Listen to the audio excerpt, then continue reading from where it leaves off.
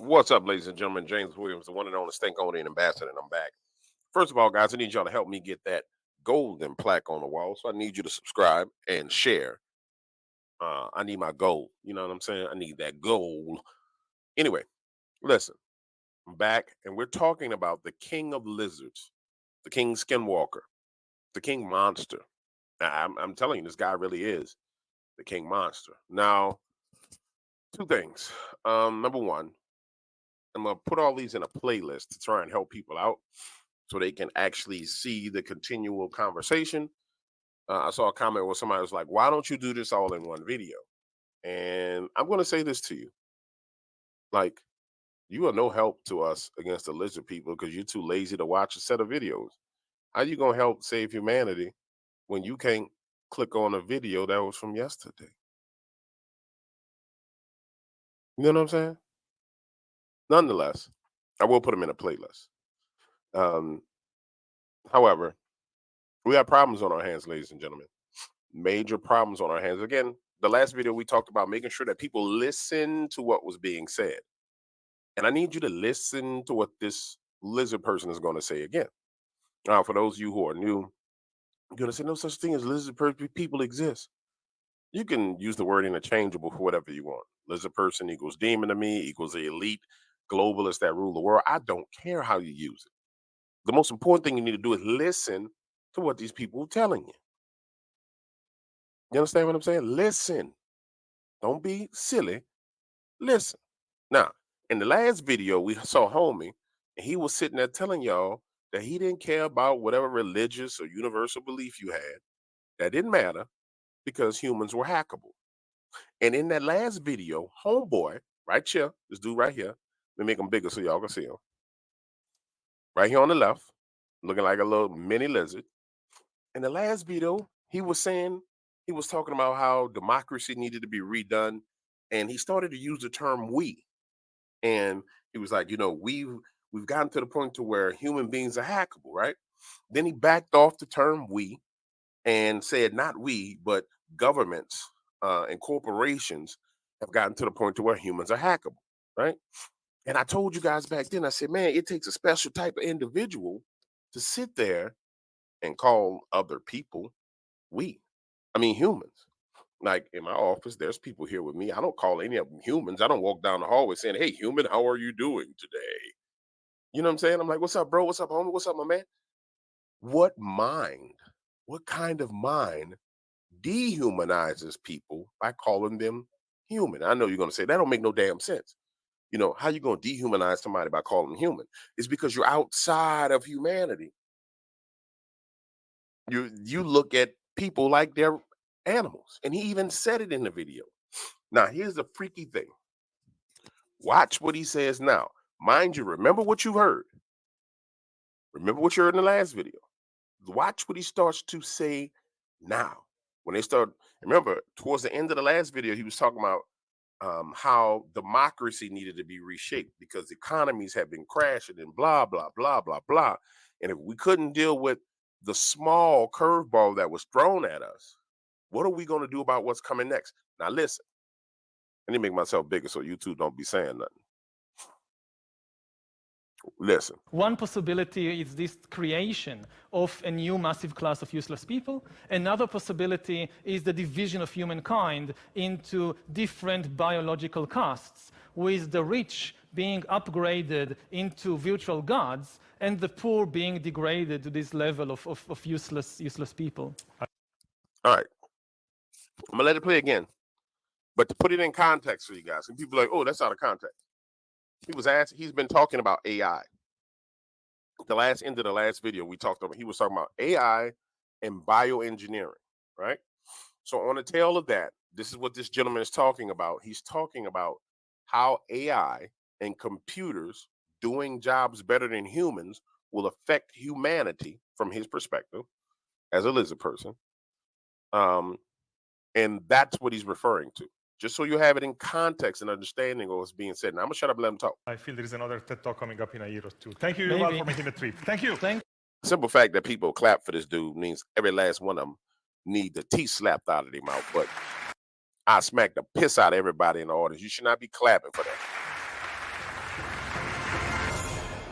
And then the big political and economic question of the 21st century will be, what do we need humans for? Or at least, what do we need so many humans for? Do you have an answer in the book? What do we need so many humans for?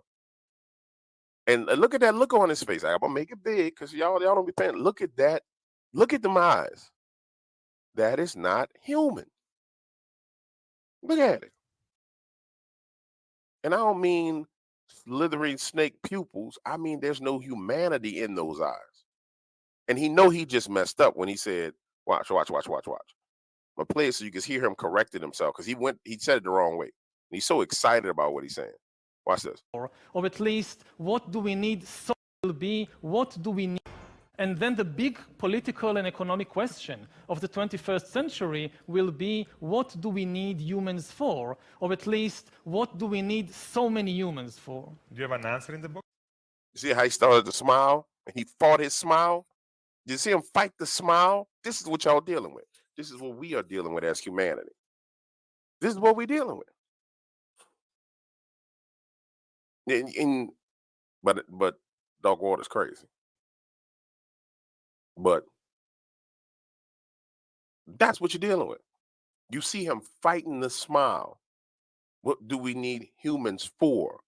What do we need so many humans for? And do you see his cheeks shaking? He's fighting the ability to smile, or fighting the smile that's about to come over his face. At present, the best guess we have is keep them happy with drugs and computer games. But this doesn't sound like a very appealing future.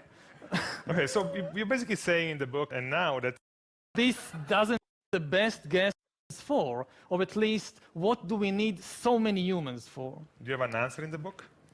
At present, the best guess we have is keep them happy with drugs and computer games. But this doesn't sound like a very appealing future. Okay, so you're basically saying in the book, and now that for all the discussion about the growing evidence of significant economic inequality, we are just kind of at the beginning of the process? Again, it's not a prophecy.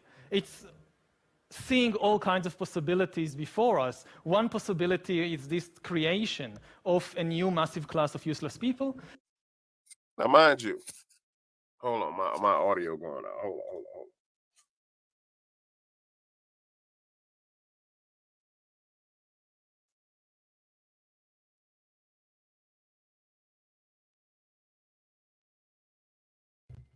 Now, I want you to understand how insulting this is, what this lizard is saying to you.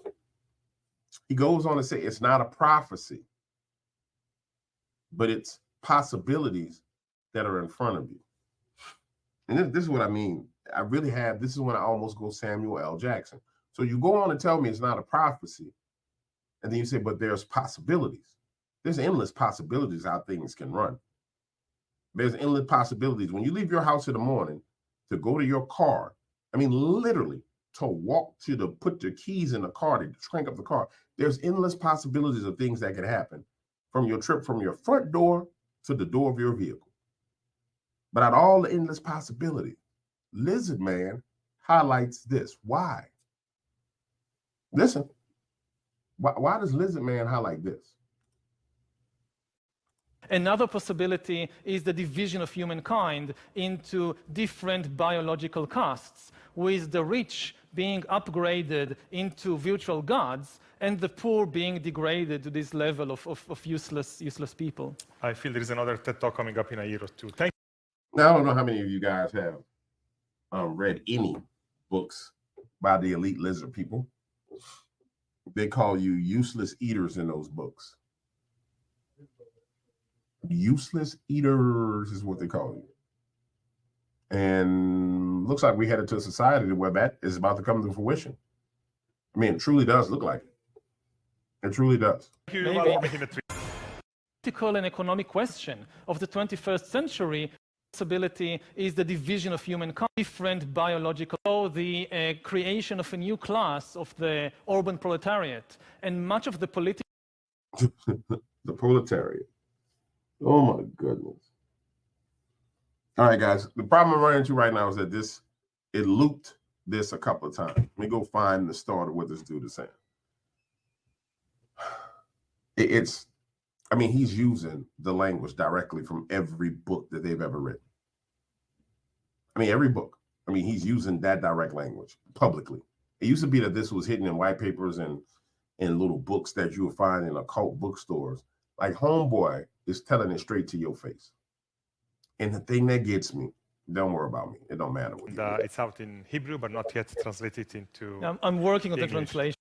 Today, the very survival of rivers and trees and lions and elephants depends on the decisions and wishes of fictional entities like the United States, like Google, like the World Bank, entities that exist only in our own imagination. Thank you. I got to rewind. Let me rewind. I'm sorry. Degraded into virtual gods, and the poor being degraded to this level of useless people. I feel there is another You TED see me Talk coming up shaking in a because year. it's hard for Thank me you, not Yuval, for making the stand trip. out. Thank you. Thanks. I understand what the man, I understand what the lizard man is saying. Today, the very survival of rivers and trees and lions and elephants depends on the decisions and wishes of fictional entities like the United States. I'm gonna stop right there. This is the same man who said that the AI would write its own Bible. This is the same man that says there is no God and that he's God because technology gives him the ability to hack people and make them bow to his wishes. This is the same man that in last video said that humans have no souls. And then he said everything is up to invisible entities. And then he throws in Google and Microsoft and all the rest of this from the corporate standpoint. But it's duality in the spirit. It's duality of what he's talking about. He's literally talking about fictional characters calling God, the big G God, and actually all the little G gods, fictional characters. It's crazy. I mean, it's insanity. Even a Satanist knows what the hell this man is saying. It's totally and utterly ridiculous. Like Google, like the World Bank, entities that exist only in our own imagination. Thank you.